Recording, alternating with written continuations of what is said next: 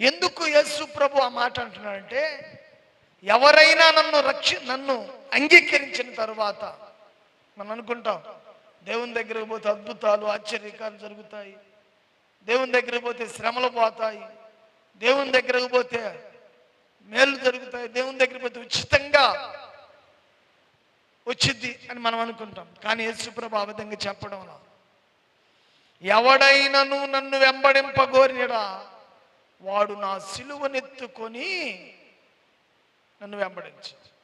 సిలువ అంటే శ్రమలు. చూడండి, సిలువ అంటే శ్రమలు. ఆ సిలువను ఎత్తుకొని ఎవరైతే నన్ను వెంబడిస్తారో వారు తన ప్రాణాన్ని కాపాడుకుంటారు. దేవుని స్తోత్రం, హల్లెలూయా. ఎవరైనాను తన ప్రాణాన్ని కాపాడుకోవాలని చూసుకునేటువంటి వాడు తన ప్రాణాన్ని పోగొట్టుకుంటాడు. దేవుని భక్తి అంటే, ఇప్పుడు దేవుని బిడ్డలారా, శ్రమలతో కూడింది. దేవుని సన్నిధి అంటే కష్టతరమైనటువంటిది. అది దేవుని సన్నిధి మనం అనుకున్నంత తేలికైంది కాదు.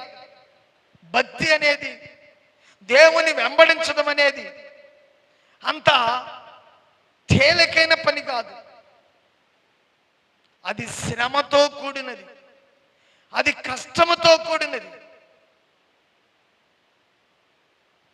అందుకనే ఈరోజు దేవుని సన్నిధి అంటే, చూడండి, ఏదైనా కార్యక్రమం అంటే కుటుంబం అంతా గదిరిపోద్ది.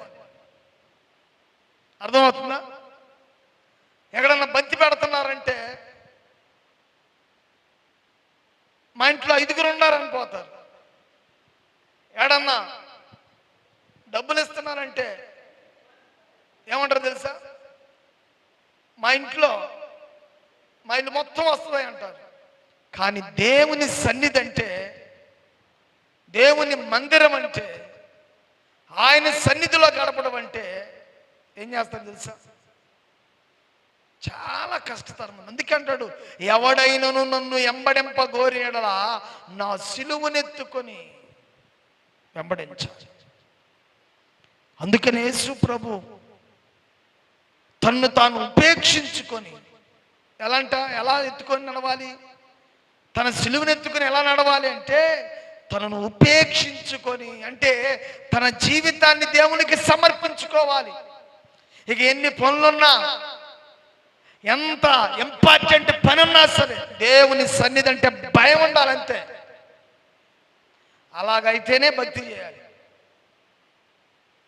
సగం ఆ నేత సగం ఏ నేత అయితే సెట్ కాదు.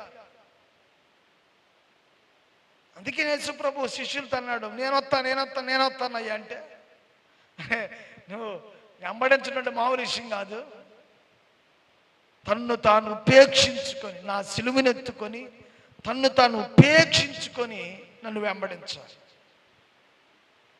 అందుకనే చాలా మంది అంటారు, మేము ఆ భక్తి చేయలేములయ్యా, మేము ఆ భక్తి చేయలేము అని చెప్పేసి వెనక్కిపోతారు. వాళ్ళకు కూడా చెప్తున్నాడు, నువ్వు భక్తి చేయలేకపోతే, నువ్వు సన్నిధిలో దేవునికి నమ్మకంగా యథార్థంగా ఉండకపోతే ఏమంటున్నాడు?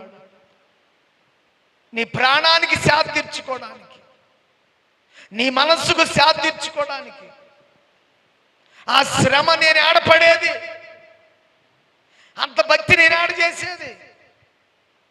దేవుని మందిరానికి పోతే అన్నీ మానుకోవాలి. దేవుని సన్నిధి పోతే అన్నీ మానుకోవాలి. అంతే కదా?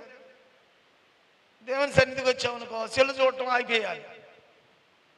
దేవుని మందిరంలో కూర్చున్నానుకో సీరియల్ చూడటం ఆపేయాలి. అంతేగా? మా తెలియదు ఈ టైనా ఏదో ఇంపార్టెంట్ మంచి సీరియల్ వచ్చి ఉంటుంది. ఉపేక్షించుకోవడం అంటే దేవునికి అదే. తన సిలువను ఎత్తుకోవడం అంటే కష్టతరమైన పని. అది దేవుని వెంబడించేవారు ఎలా ఉండాలంటే శ్రమైన, శోధనైన, కష్టమైన, నష్టమైన, ఎన్ని ఇబ్బందులు వచ్చినా సరే ఆయన సన్నిధిని విడవనటువంటి వారు బ్రతుకుతారు. దేవుని స్తోత్రం, హల్లెలూయా.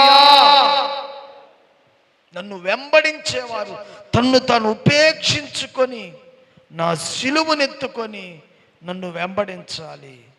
అప్పుడు ఏమంటున్నాడు చూడండి, తన ప్రాణమును రక్షించుకొను గోరువాడు దాన్ని పోగొట్టుకొను, నా నిమిత్తము సువార్త నిమిత్తమును తన ప్రాణమును పోగొట్టుకొనువాడు దానిని రక్షించుకొనును.